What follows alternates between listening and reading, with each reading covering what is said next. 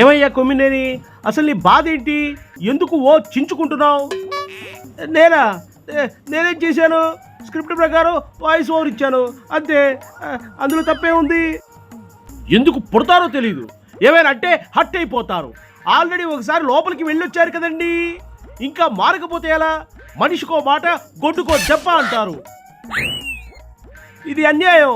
ఇంత పెద్ద మనిషిని పట్టుకుని గొడ్డు గిడ్డు అంటావా?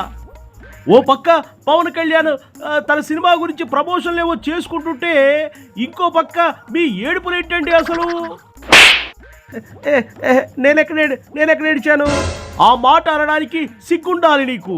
ఎంతసేపు ఆ బాబు పైన పవన్ పైన పడి ఏడవడం తప్ప మీకు వేరే పనేమి లేదు కదండి. అదేంటి అలా అంటావు? మా ఉద్యోగమే అది కదా, మరి వాళ్ళని ఆడిపోసుకోక ఇంకెవరు తిట్టాలి? చిచి, నీలాంటి వాడి వల్ల టోటల్ జర్నలిస్టులకే మచ్చొస్తుంది. ఎంతసేపు నీకు నీ పేటిఎం డబ్బులే ముఖ్యం. సెన్స్ ఉండాలండి, బేసిక్ సెన్స్ ఉండాలి.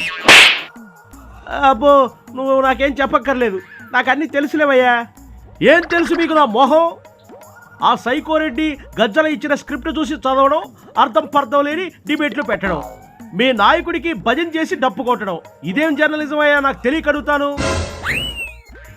అవునయ్యా, మాకు తెలిసింది ఇదే. ఇలానే ఉంటుంది మా తీరు. మాటలు నీతులు ఎవరైనా చెప్తాడు, డబ్బులు ఎవరు ఇస్తారు మాకు? అదే అక్కడే నాకు మండేది. మీకు తెలుసు నేను కోపదారిని, నన్ను రెచ్చగొడుతున్నారు. నేను ఏదైనా అంటే తెగ ఫీల్ అయిపోయి హర్ట్ అయిపోతారు.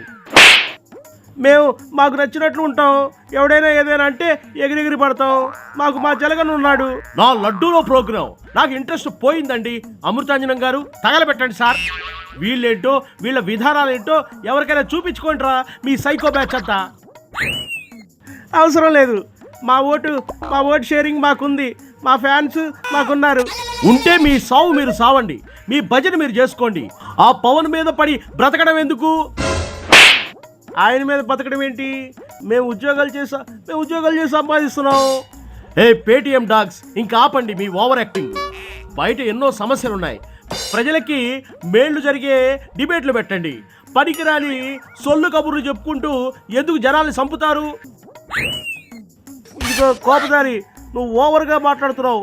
నేను పెద్దవాడిని, సీనియర్ని. నీ సీనియారిటీ మడిచి ఆ శనీశ్వర్ గారి కోర్టులో పెట్టుకో.